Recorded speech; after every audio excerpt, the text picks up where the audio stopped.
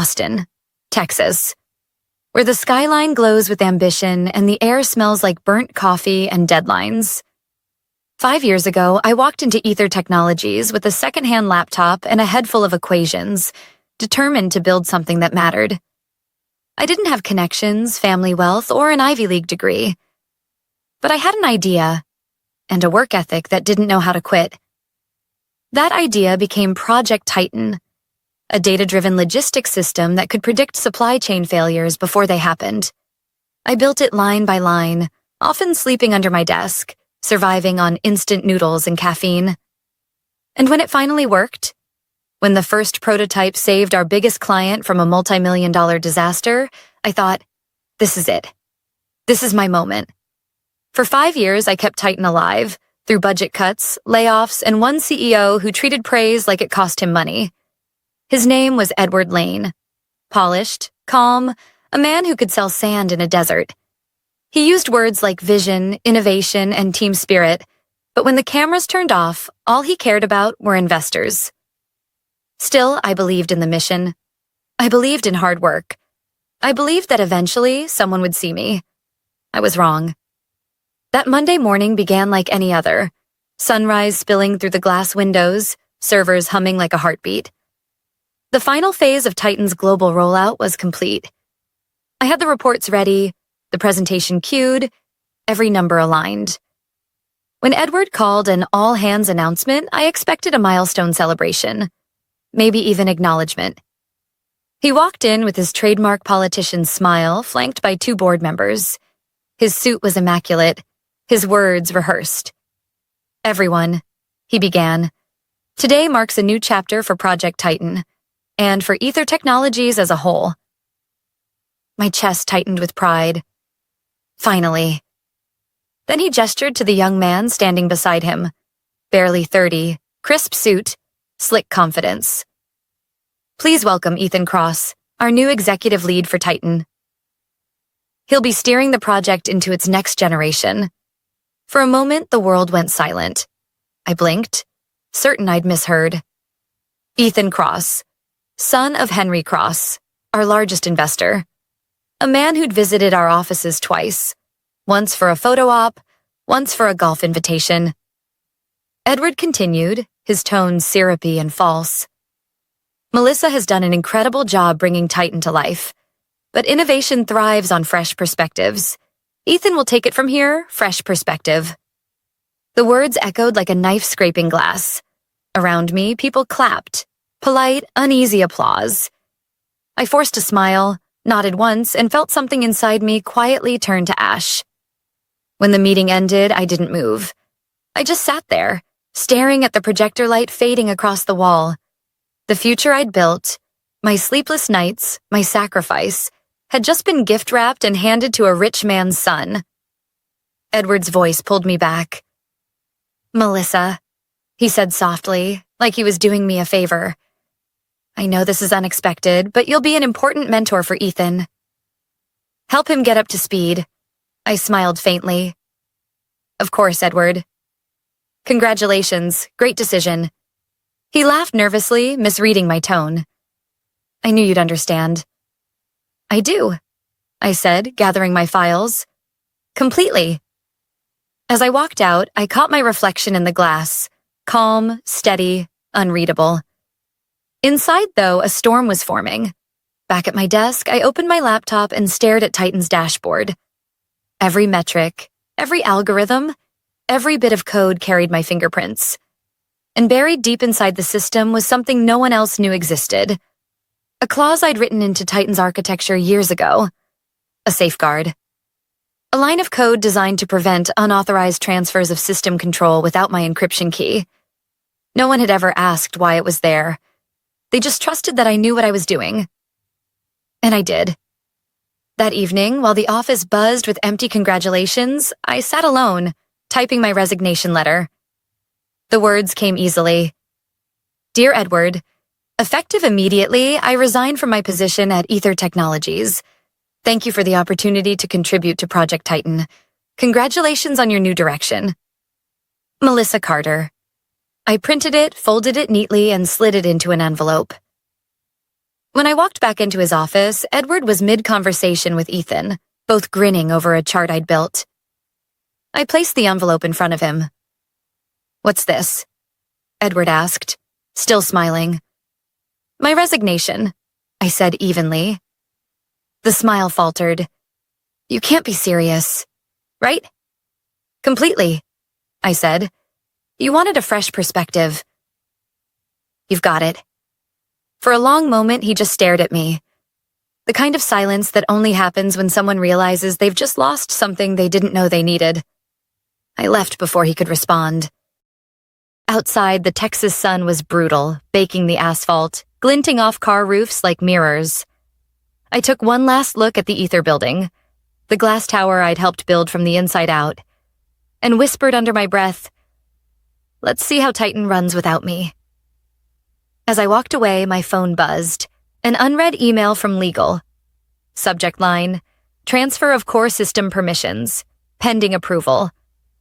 I smiled. The game had just begun. The next morning, the office felt colder. Not the temperature, the energy. Conversation stopped when I passed by. Glances darted away. Word travels fast in tech, especially betrayal. Everyone knew I'd resigned, and everyone wanted to know why. I kept my answers short. "Just time for a change," I'd say, smiling politely. But inside, my mind was already 10 steps ahead. At 9:17 a.m., my phone buzzed. From Edward Lane, subject transition assistance. "Melissa, thank you again for your professionalism yesterday. I know emotions can run high in these moments. Let's make the handover smooth. Please assist Ethan with the full Titan access transfer by Friday smooth." That word again. Corporate translation. Make it painless for us while we erase you. I read the message twice, then minimized it. My resignation was official, but I still had 2 weeks of notice to serve. That meant they still needed me. And Titan, my system, wasn't designed to obey just anyone. Ethan showed up at my desk not long after, all confidence and expensive cologne.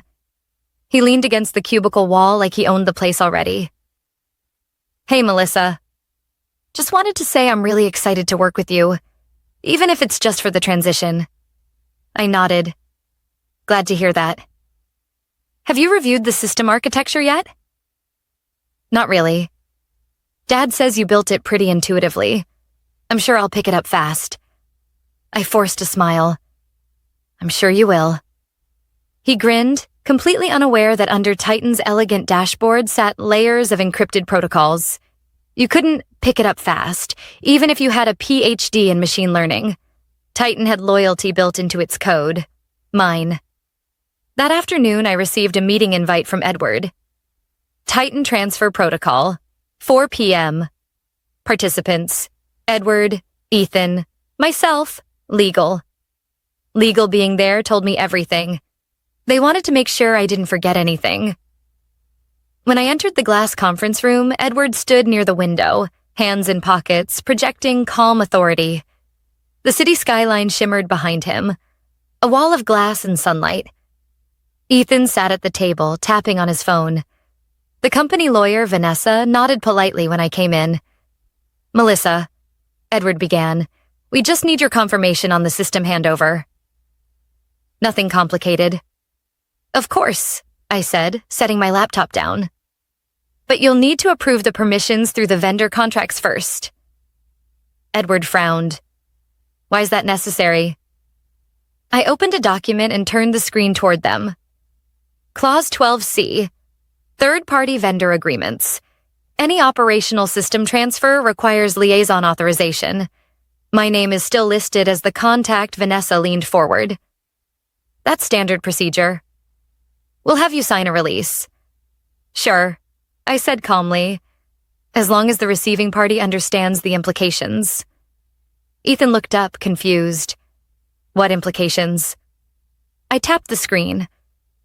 "Once transferred, I lose all administrative rights to Titan, meaning if anything goes wrong, security breaches, system crashes, vendor withdrawals, the responsibility falls solely on the new lead."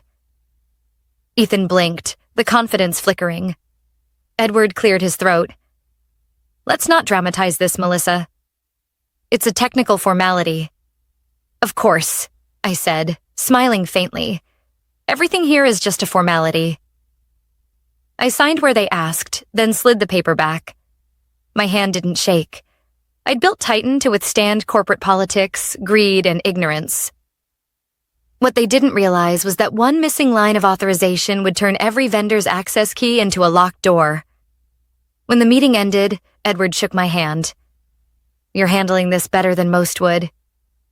5 years in this company taught me patience, I said softly. And planning. He laughed, uneasy this time. Well, we'll take it from here. That evening, I stayed late. Everyone else had gone home except for the cleaning staff.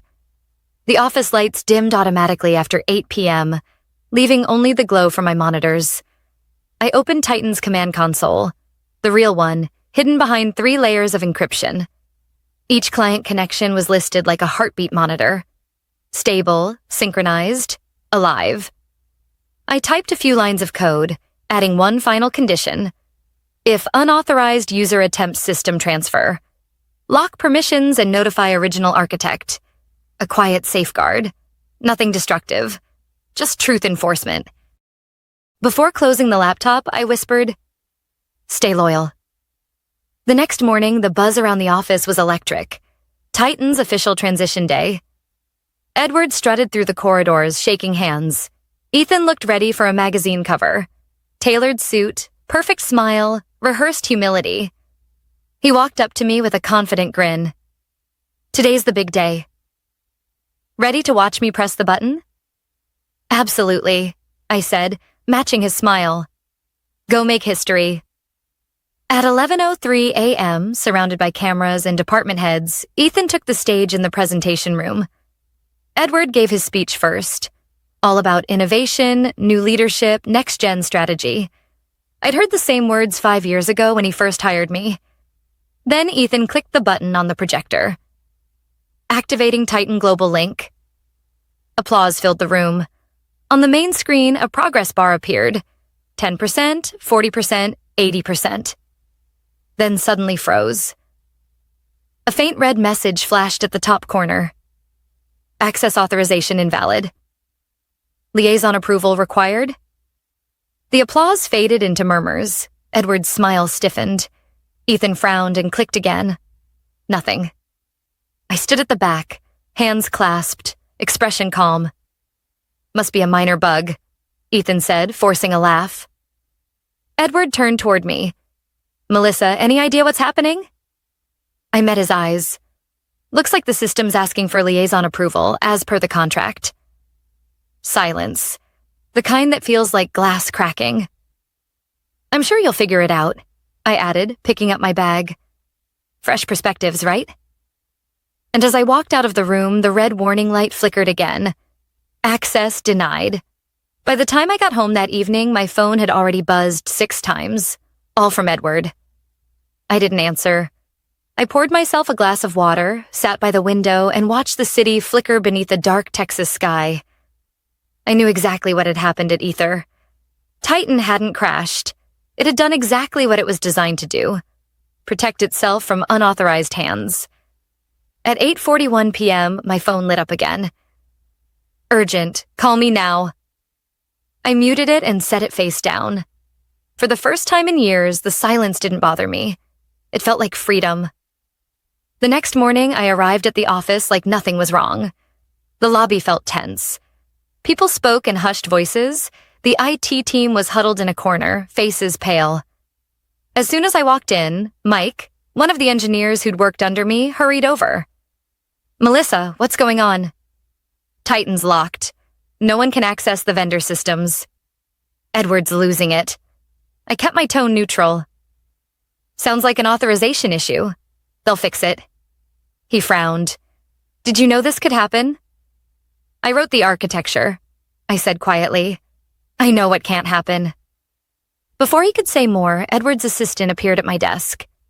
He wants to see you. Now in his office, Edward stood behind his desk, sleeves rolled up, eyes red from lack of sleep. Ethan sat nearby, clicking a pen nervously. The energy in the room felt like static before a storm. Melissa, Edward started, forcing calm. We're having a small technical issue with Titan. Small? I repeated. He exhaled sharply. Fine. A major one. The system's refusing to grant us access. Every vendor's dashboard is frozen. They're threatening to pull contracts unless this is resolved immediately. I tilted my head slightly. Did you check the liaison clause? Ethan spoke up, defensive. We did. It says access requires authorization from the project's original architect. But you resigned. That shouldn't matter anymore. Actually, I said evenly, it matters a lot. The vendor's legal teams follow that clause, not your job titles. They can't operate without written approval from me. Edward's voice cracked. So what are you saying? That we're locked out of our own system? I'm saying, I replied, that Titan was built to prevent unauthorized use.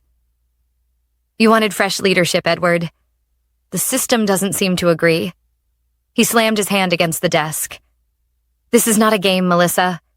We have millions in contracts on the line. I stayed silent, letting the words hang there. Then softly, you told me it was time for new energy. I simply stepped aside. For a long moment, no one spoke. Then Edward's tone shifted. Quieter, almost pleading. Just help us unlock it. You know how much we need this launch. I'll compensate you. Compensate me? I said, raising an eyebrow. Edward, for 5 years, I built this company's most valuable product. You compensated me with overtime and silence. His jaw tightened. You're bitter. No, I said, standing. I'm awake. I turned to leave, but he called after me. Melissa, don't do this. Think about your reputation. About your future. I paused at the door. You should have thought about that yesterday. Back at my desk, I gathered my things. The office buzzed with panic. People whispering, phones ringing, someone swearing under their breath. Titan's failure had rippled through every department. Without access to the vendor systems, deliveries were halted. Payments delayed. Clients furious. I walked past the conference room where Ethan was trying to reassure a group of managers. We'll fix it by end of day, he said, voice trembling. No one believed him. Outside, the sun was brutal, the Texas heat almost mocking. I sat in my car for a moment, then opened my laptop. One notification blinked on Titan's backup server. Unauthorized transfer attempt detected. Access denied. I smiled. It wasn't revenge. It was justice by design. 2 hours later, I got a message from Mike. Edward's calling an emergency meeting. He looks scared. Vendors are suspending contracts. I didn't reply. Instead, I stopped by a small cafe near the river. The same one I used to visit when I was still coding Titan at 2 a.m., dreaming about recognition. I ordered black coffee, the bitter kind that keeps you honest, and opened my notebook. If Ether wanted a lesson in value, they were about to get it. I spent the rest of the day sketching outlines for something new. Something better. Titan's sister system, built not for corporations, but for integrity. I named it Helios. That night, as the city lights flickered across the water, my phone buzzed again, this time from an unknown number. I almost ignored it, but answered. A familiar voice came through, calm but tight. Melissa, it's Henry Cross, Ethan's father, the investor. I leaned back. To what do I owe the honor? I understand there's been an issue with Titan. I'd like to discuss how we can resolve it. Privately, I smiled to myself. Of course, Mr. Cross. I'd be happy to talk excellent, he said. Tomorrow morning, 10 o'clock, my office. When he hung up, I stared out at the dark Austin skyline and whispered, the board's moving its next piece. The difference was this time I'd already mapped the whole game. The next morning, I arrived at the Cross Holdings building 15 minutes early. Glass walls, chrome accents, and silence. The kind of place where deals were made in whispers and smiles. The receptionist, perfectly polite, escorted me to a conference room that smelled faintly of leather and new money. Henry Cross entered right on time. Early 60s, silver hair, perfectly pressed suit. The kind of man who never had to raise his voice because his name did it for him. He smiled, but it wasn't warmth. It was calculation. "Melissa," he said, extending a hand. "Thank you for coming." I shook it, steady and calm. "Of course." "I was curious what you'd want to discuss." He motioned for me to sit. "I'll be direct. Ether Technologies is in trouble. Edward tells me Titan has gone offline due to technical complications. You built the system. You can fix it." "I could," I said, folding my hands. "But I don't work for Ether anymore." Henry's smile tightened. "We're all adults here. Everyone can make mistakes. Edward may have mishandled the transition, but that's irrelevant now. What matters is restoring Titan before the investors panic. You understand business?" I met his eyes. "I understand cause and effect." He studied me for a moment, then leaned back. "Let's talk plainly. If you help restore Titan, I can guarantee you a consulting fee. Generous, of course. And a recommendation to any company you choose. We can turn this around quietly." His tone was smooth, confident, the same tone I'd heard from executives all my career. The tone that said you need us. But this time, I didn't. I opened my laptop and turned it toward him. On the screen was Titan's core dashboard. The locked version. The system pulse blinked red. Steady, alive, but inaccessible. "This," I said softly, "is what happens when you hand over leadership without understanding the foundation." He frowned. "Are you threatening me?" "No," I said, calm as stone. "I'm explaining reality. The architecture requires liaison authorization. That clause was approved by your own legal team.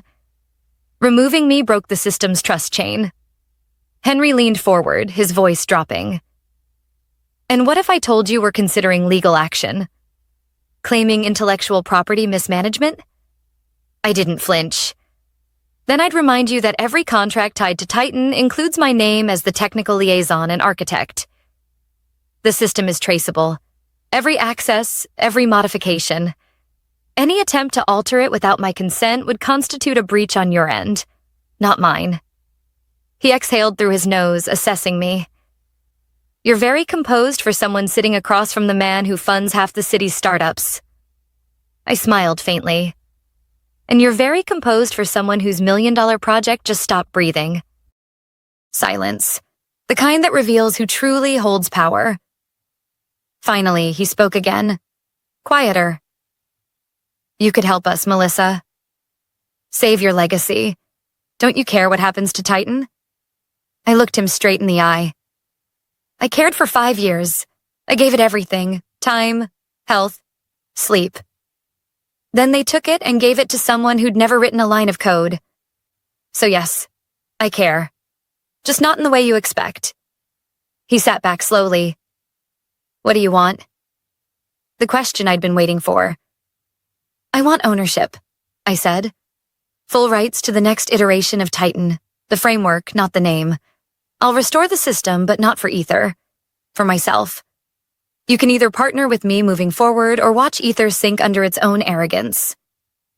His expression flickered. Surprise, calculation, then something like respect. "You're bold." "I've just stopped being afraid," I replied. He stood, pacing to the window overlooking downtown Austin. "If I agree, what happens to Edward?" "That's your problem," I said simply. "But if you want Titan functional, you'll need my cooperation.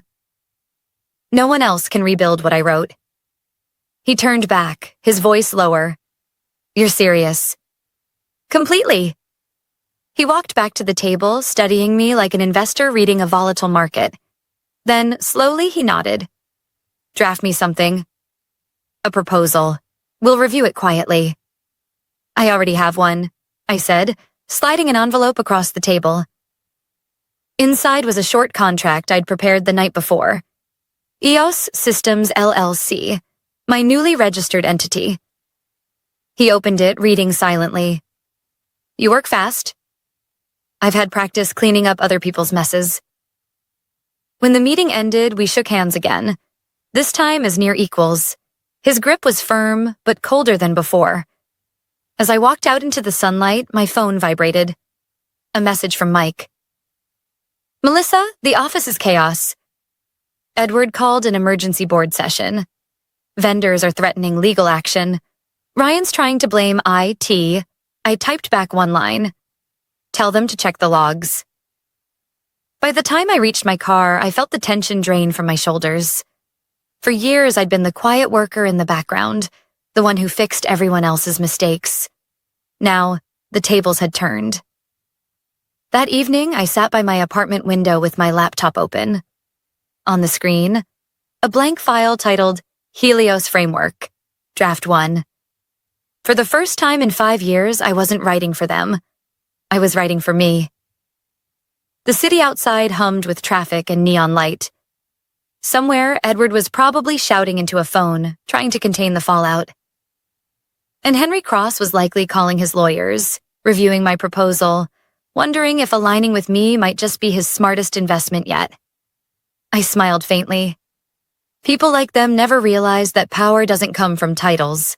It comes from understanding the system and knowing when to walk away from it. Tomorrow, I'd see who blinked first. By the end of that week, Austin's tech world was buzzing. Rumors spread fast. Ether Technologies' flagship system had gone dark. Clients were pulling out, and their CEO was nowhere to be seen. I didn't have to check the news to know how bad it was. Every few hours, another ex-colleague messaged me. Vendors are freezing contracts. Legal's in meltdown. Ethan hasn't shown up in 2 days. I never replied. I didn't need to. Henry Cross, however, did call. 3 times in 2 days. I finally answered on the 3rd. Melissa, he said without preamble. The board voted this morning. Edward's been removed as CEO, effective immediately. I stayed silent for a moment. Then quietly, I'm sorry it came to that. Don't be, he said. He underestimated the wrong person. Your proposal, EOS Systems, the board has approved preliminary funding. I'll wire in advance tomorrow. I exhaled slowly, not from surprise, but relief. Thank you, Henry. One condition, he added. When you rebuild Titan under your new name, we'd like to retain partial rights as investors. 20%, I smiled faintly. You'll have 15. No more. There was a pause, then a low chuckle. You drive a hard bargain, Ms. Carter. 15 it is. When the call ended, I just sat there, staring out my apartment window. The city lights blurred through the glass like streaks of electricity. After 5 years of silence, compromise, and being the reliable one, I finally felt what real control felt like. Quiet, steady, earned. 3 weeks later, EOS Systems had a nameplate on a shared office door. Mike and 2 other engineers from Ether joined me, tired of the chaos and corporate spin. We worked late, fueled by cheap coffee and something purer than ambition. Purpose. While we rebuilt, Ether unraveled. I watched from a distance as Edward tried to spin public statements about temporary system issues, but investors weren't buying it. Vendors demanded proof of compliance. Clients started migrating their contracts elsewhere. The irony? Many of them reached out to me. Melissa, we heard you're starting something new. Can we talk? That first week, we signed 3 clients, all former Ether partners. Each one wanted a version of Titan they could trust. Transparent, accountable, human. I didn't just give them that. I gave them Helios. One evening, around midnight, I received an unexpected message. Ether's logo. Sender, Edward Lane. You win. Happy now? I stared at the screen for a long moment before replying. It was never about winning. It was about fairness. He didn't respond. He didn't have to. The next morning, the news broke. Former Ether CEO under investigation for financial mismanagement and data compliance violations. Ethan's name appeared briefly in a footnote, listed as no longer affiliated. I felt no satisfaction, just clarity.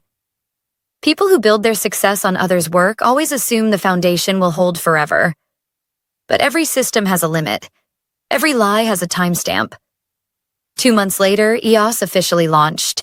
Henry attended the small press event, smiling for the cameras. "We believe in integrity-driven innovation," he said, reading from the prepared notes I'd written. "Systems built not just to perform, but to protect." When it was my turn to speak, I kept it short. "I named this company EOS, after the dawn, because every ending brings light if you wait long enough." The applause was polite, genuine. Cameras flashed. But the moment that stayed with me came afterward when Mike raised his coffee cup and said, "You know what's funny? They said Titan needed a fresh perspective. Guess they were right." We all laughed, not bitterly, but freely. That night, I walked home through the quiet streets of Austin. The air was cool for once, the kind of calm the city rarely offered. I passed by Ether's tower. Its lights dimmer now, fewer cars in the lot. The building looked hollow, as if it was still trying to remember what it used to be. I stopped for a moment, studying the mirrored glass. My reflection looked back. Older, sharper, but at peace. I thought about those early years, the long nights, the exhaustion, the moments I almost quit. How I'd believed that hard work alone guaranteed respect. But respect without boundaries is just a longer leash. When you build something, you must also protect it. Not from failure, but from those who believe ownership comes from titles instead of sweat. A soft breeze moved through the street. Somewhere in the distance, a neon sign flickered.